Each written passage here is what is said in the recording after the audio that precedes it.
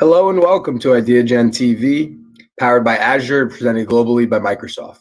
Today we are thrilled and honored to have Jane Oates, the president of WorkingNation, as she brings on Alison for an incredible power chat for the Ideagen Dynamic Resiliency Summit. Jane, welcome. Thank you. And I'm so happy to introduce you to my friend, Alison. Alison is with a company that I know you've heard a lot about, but I bet you don't know a lot about that. So we're going to fix that today, Alison. Tell us a little bit about you, first of all, and then a little bit about Coursera. Jane, so great to be with you today. Thank you so much for having me, and thanks to Ideagen as well. About Coursera. So Coursera was started around 2012 by two Stanford professors who taught computer science and thought we should make this learning available to the broader world. And so from that, they developed a platform, a skills ecosystem, which now reaches over 77 million learners as of this month in January 2021. These 77 million learners are actually part of a broader ecosystem, and I guess you'd think of it as sort of a three-legged stool.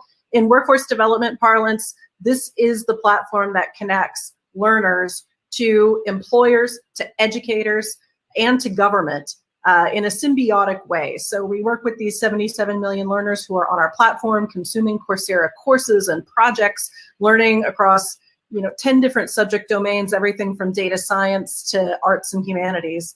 And those pieces of learning education, they're not developed by Coursera. They're developed by our industry and university partners. So those are top universities and colleges, over 150 universities globally, and 50 of the top employers across sectors, including Google, IBM, Cisco, Facebook, and we are adding more by the day. And in addition to that, we also serve enterprises, so businesses, governments, and universities, both to train their own workers and their own employees, as well as to train their students and those who are seeking employment throughout the workforce development system. So I come from a background in workforce and economic development, 20 plus years in now, and I feel like I lucked into a profession that has given me so much personal and professional gratification. It's a constant challenge, and of course the challenges are only mounting for both of us, but I think starting in city government and building the first set of workforce pipelines in San Antonio, Texas, through the Alamo Academies, all the way up to advising one of the presidential candidates this year in the last election cycle on workforce and economic development policy, Coursera actually marries up these backgrounds beautifully. And so I'm really excited to be in a leadership role in skills transformation. And in that role, I sit at the nexus of these three sets of stakeholders, and I help advise learners on the skills that are most in demand by industry. And conversely, I help industry, government, and academia translate their business and strategic objectives into the language of skills and connect that to our extensive catalog of 5,000 plus courses, projects, and even online degrees. Well, they are so lucky to have you. Your personal skills, all your personal stuff put together with your experiences are just amazing. And it makes me want to like Coursera even more because they were smart enough to snag you. But I want to go back to something that you said. You mentioned over 5,000 course offerings. So I'm a student and I stumble luckily across Coursera. How do I navigate that? How do I figure out where to get started and what's right for me? Absolutely. And I would say the struggle is real, both on Coursera as well as in other learning ecosystems. Even just today for students who are trying to figure out where they need to declare a major and what kind of courses they should be taking to get the best outcomes from their degree program. Discovery is really tough. Identifying the skills one needs to achieve their goals and then finding the right material to match their learning style and schedule can be a real challenge. So that's where part of where my skill comes in here on skills transformation. Like you mentioned, Coursera's got this broad catalog of over 5,000 items, and it grows by about 4 or 5 new additions each day.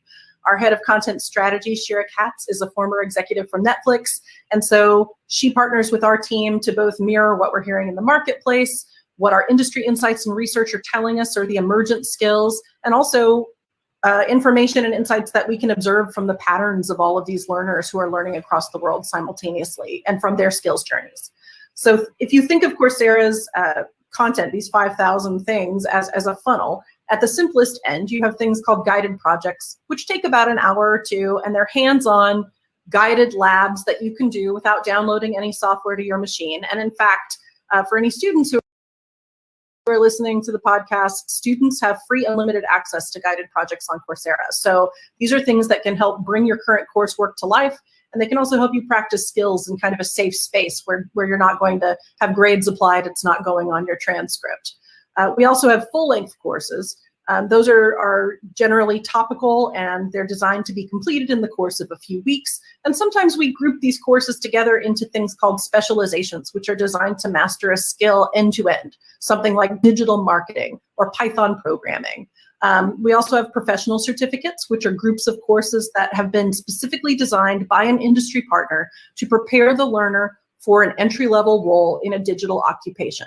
Our most popular is one of our professional certificates, the Google IT Support Certificate, which takes somebody who may have no background in technology or information IT at all and prepares them for an entry-level role in computer IT support.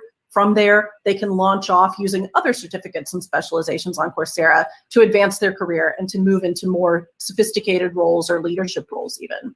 And lastly, at the top end of that funnel, we have master tracks, which you could think of as nano degrees in the workforce parlance, and also full-length online bachelor's and master's degrees that are offered from the university in the online setting. So that gives you a sense of sort of end-to-end. These 5,000 things are divided up in very different ways to customize to the amount of time you have to devote to learning, as well as how far you want to take your learning. But if you're thinking about where to start, I say start with something that, quick wins resonate with everybody. So guided projects are accessible to everyone on the Coursera platform. And I think just something like taking an Excel course and really strengthening or deepening a skill that you already have, but taking it to a slightly next level of proficiency and doing that in a couple of hours is a great way both to sample from the catalog, see what's available, and score yourself a quick win that motivates you neurologically. It motivates you to keep learning. Such great advice. And during the pandemic, post-secondary education has just gotten nothing but bad news, right? Kids unhappy with the way their courses are going. And of course, this fall, the National Clearinghouse numbers telling us that first-time enrollments are significantly down for all sectors except Coursera. So tell me a little bit about how, I know your numbers of people exploring on Coursera are through the roof, but tell me a little bit how the pandemic has changed Coursera, maybe for the better. Absolutely. I think coming into 2020, Coursera is a Silicon Valley startup. We're certainly in growth mode. We are always looking to meet the needs of our learners and to acquire new learners onto our platform. But 2020 and the disruption that happened was something clearly none of us could have foreseen. And it created a new set of opportunities and a new set of challenges to lean into, and particularly for our customers. I'm aware that the pandemic has put unprecedented pressure on campuses, and there was a recent editorial by Brandon Bustede, very impactful, I thought, where he talked about the relevance renaissance that has been triggered by the events of the past year for post-secondary institutions, and how it's actually challenging them to innovate and think about educational delivery in new and different ways.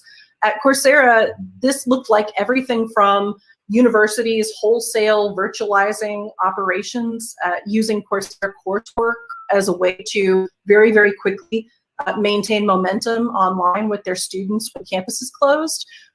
And in addition to that, using it in a supplemental fashion to be able to offer things to their students that, for example, in a community college system might not be available at all campuses. This allowed some campuses to supplement and augment their existing course catalog in new and different ways to serve students. And lastly, we've also seen quite a bit of uptake from students using Coursera as a way to supplement and augment their coursework with things like hands-on applicable market tools or skills, things that they know that they list on a resume are going to resonate with an employer are going to help them in a recruitment setting. And I was just giving an alumni talk to one of my former institutions here in New York at Columbia's School of International and Public Affairs.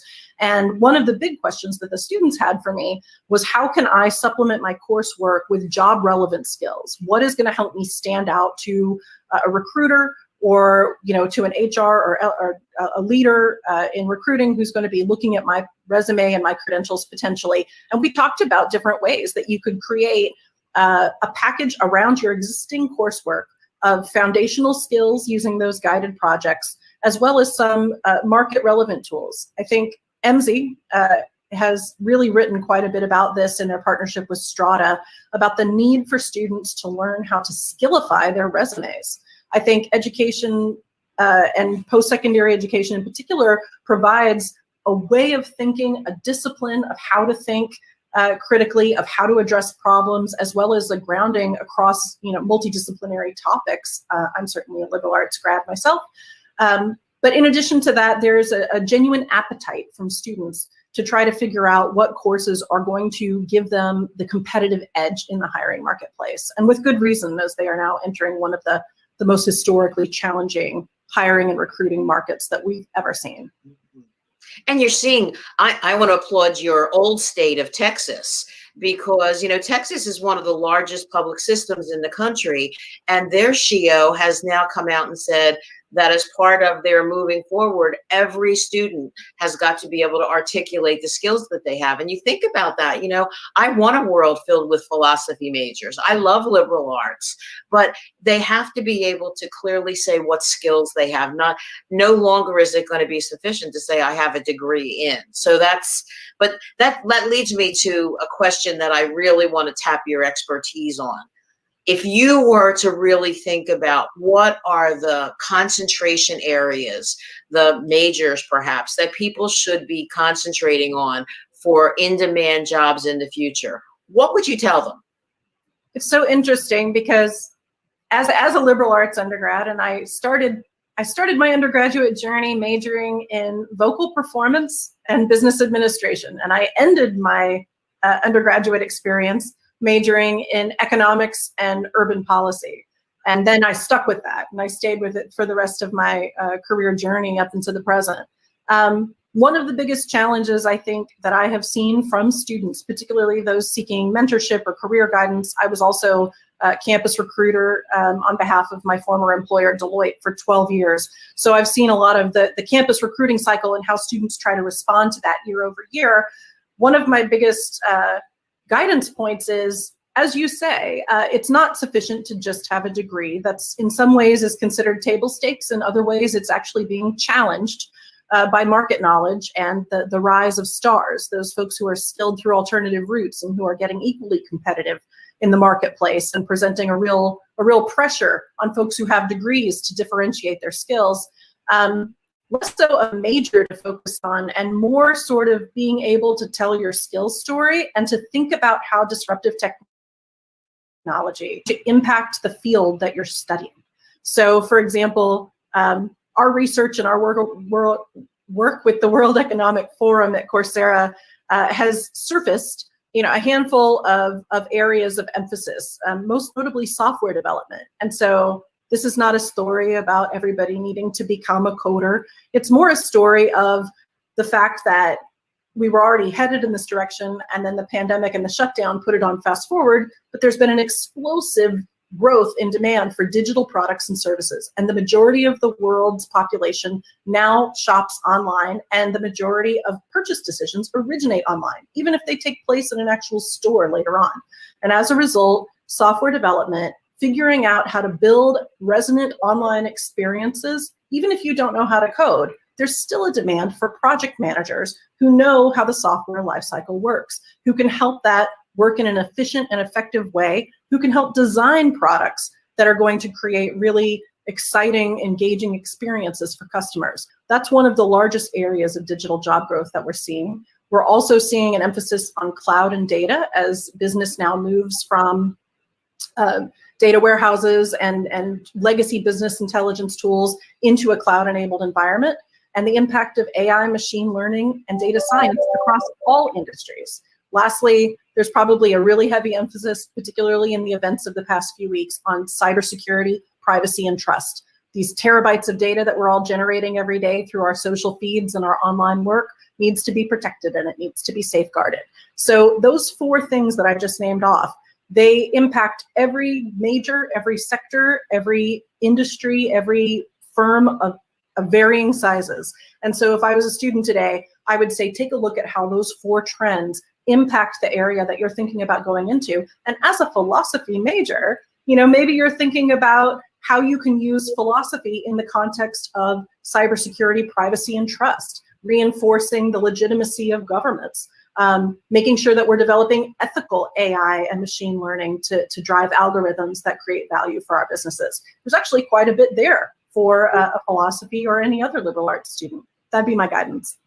Well, let me tell you, I think your advice is making us more resilient. We fit right into this conference.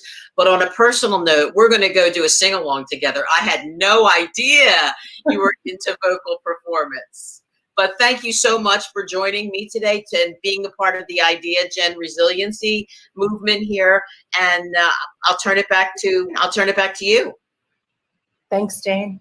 It was fun. I agree. Well,